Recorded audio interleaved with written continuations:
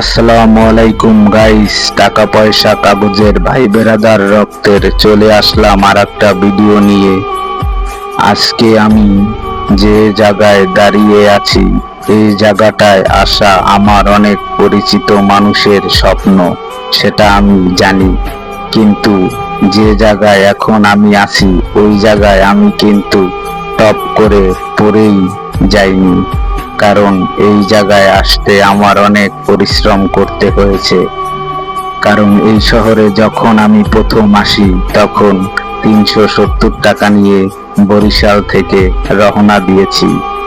সেই টাকা ভাড়া দিয়ে এসে এই শহরে দাঁড়িয়েছি।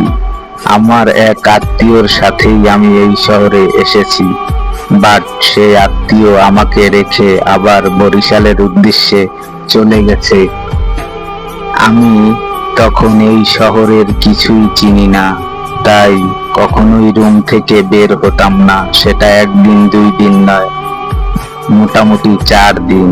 আমি শুধু এই 4 দিন এই শহরের শুদ্ধ পানি বলেন আর বিশুদ্ধ পানি বলেন, সেটা খেয়েই ছিলাম। তারপরে একদিন বিকালবেলা আমি বাসা থেকে বের হলাম, কারণ শরীরে তো আর শক্তি নেই, কি করব।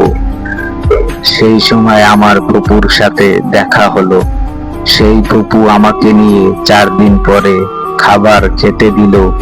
আমি 4 দিন পরে খাবার পেয়ে কতটা খুশি হয়েছি, সেটা মুখে বলে বোঝাতে পারবো না।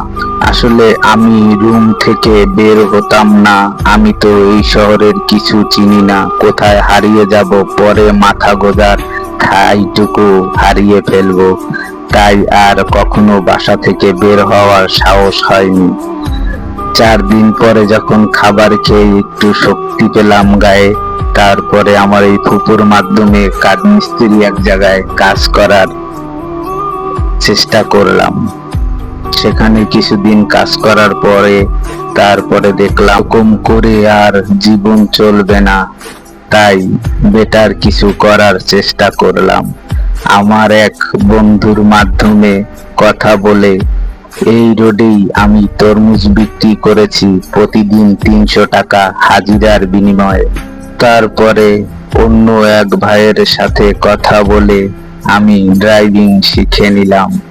তারপরের পথটা অনেকটা কষ্টকর ছিল, সেটা মুখে বলে বোঝাতে হয়তো পারবো না। কারণ এই শহরে আপনাকে কেউ এক মুঠো খেতে দিতে পারে, বাট থাকার জায়গা কখনোই কেউ করে দিবে না, এটাই বাস্তব।